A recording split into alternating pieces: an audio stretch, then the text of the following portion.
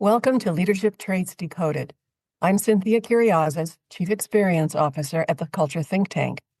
And I'm Drea Martin, Chief Operating Officer of the Crucible.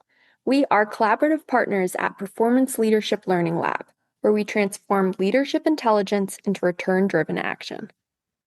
Today, we're unpacking the leadership traits essential for building, investing in, and scaling successful companies. Our insights come directly from data-driven metrics within our platform's solution. So let's dive in. All right, we're back at it. We are back at it. Yeah. Nice to see you again. Yeah, you too. And I'm excited about today's topic because I think one of the things that comes up so much on these podcasts, if you listen to a few of them, is that we always dive into communication in some form or aspect, which I'm glad that you all listening to this are hearing that because communication is very important. But today's trait is going to dive into that a little bit more. One of the ways that we try to capture it is through this trait called directness. So excited to be able to break that down. Okay, so what do you mean by directness? Yeah, so I pulled up Crucible definitions here so that we can help you. So directness, we define it as communicating authentically, constructively, and with candor. Okay, authentically, constructively, and with candor. Okay, three very distinct and understandable ways to communicate. When someone is really good at that, how do they do that? Give me an example. Yeah, so when someone is good at that, and there's a reason we chose this word, directness, it means that they're likely direct with their communication. So clear communication is something that this would capture. And the idea there is that really they're able at communicating what they're trying to get across appropriately so that they are hopefully being understood. And that's kind of what this trait is supposed to capture, is just how naturally they're inclined towards communicating in a way that other people can understand. Okay, and what happens and what does it look like if they're not?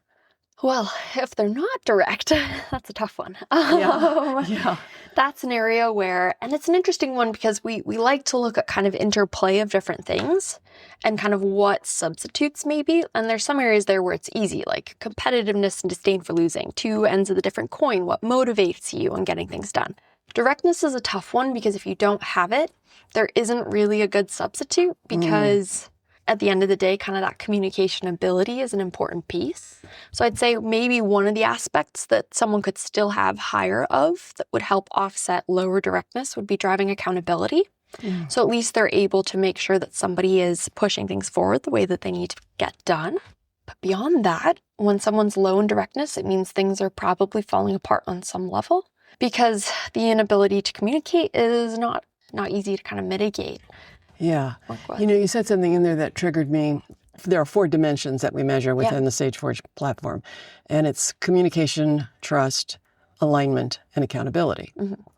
Communication and trust having a stronger presence when it is very common that I either meet a client or read a post about this lack of accountability is what is causing some very significant problems regarding growth in a company, regarding operational improvements in a company, making a budget, sales line, net line.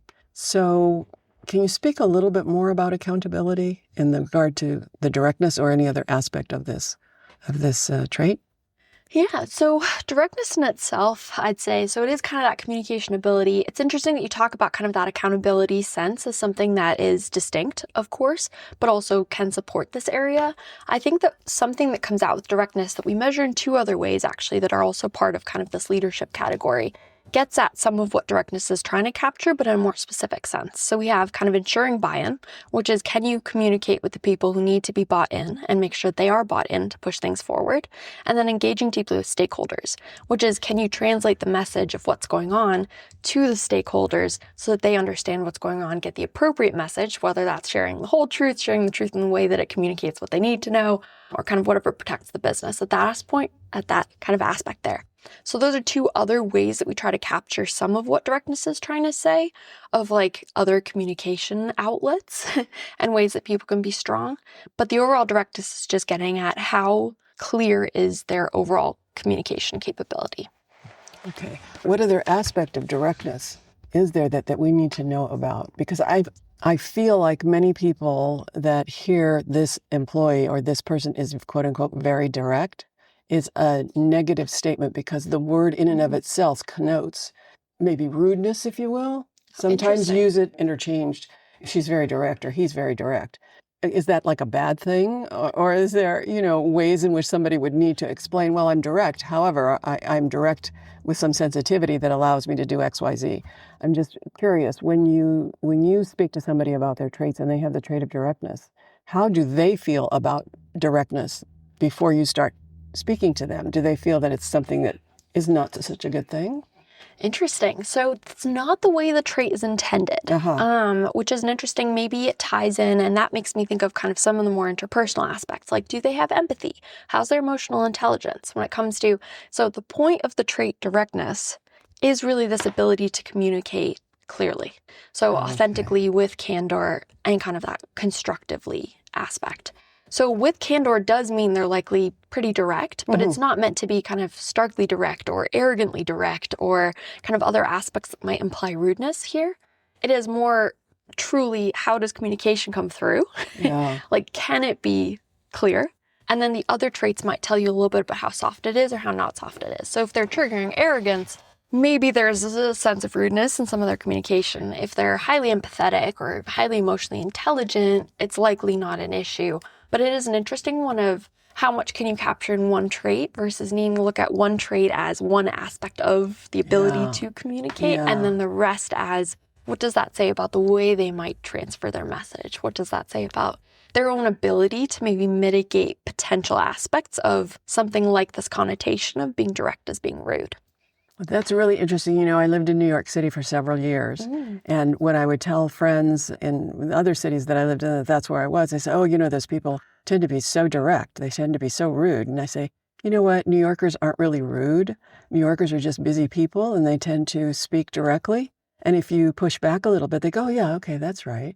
Or that's another thought. It's not that they, and so therefore, probably in different parts of the country, that word direct is about how that initial communication is, right? As opposed to, kind of pulling back the curtain, saying, there's layers to this trait and to this person. So, right. Interesting. Yeah, interesting. That's a funny one because I think about, and this is something that maybe an exercise all of us kind of, I don't know if other people think of this too, but would you rather someone is direct with you? So they tell you something as it is. And of course, it'd be nice if there was some more regard for feeling. But if there isn't, at least they tell you what it is. They tell you what they're thinking. They tell you what's going on. Or they don't quite tell you. They kind of try to avoid things, kind of that conflict aversion, don't really want to tell you what something is going on. And then there's the problem, I think, and the reason I would always choose the person who has higher directness, even if that comes with low emotional intelligence potentially in other aspects, is because if somebody's beating around the bush and doesn't want to tell you something as it is, how do you have clear dialogue with them? Right. If they don't tell you something, they don't tell you either of their experience or give you all the information you need or set the expectations off the bat, it's impossible to find alignment. It's impossible to achieve kind of a level ground. It's impossible to have a conversation that's completely on the same page and get to a place where everyone knows what's going on and is in tune with kind of their own responsibilities and the needs of the organization. And gives them the opportunity to move forward. Right. Because as you were describing that, I was thinking of the difficult job that doctors have when they have to deliver information about someone's health that isn't good. Right. Right? Do you want that doctor to skate around it for 5 minutes, or do you really want the doctor to say, this is what the outcome, this is what the tests showed. Right. So they're always in a kind of difficult situation. And I have a cousin who's a doctor, and he's very direct with his communications, and I always say, that's because he has to be that way. Yeah. And, he can laugh. Yes, we get him to laugh. But, it's a difficult thing to do for some. That's an interesting one. Yeah. How do you make sure you're just conveying the information that needs to get conveyed? And, of course, there's better ways to do it and worse ways to do it.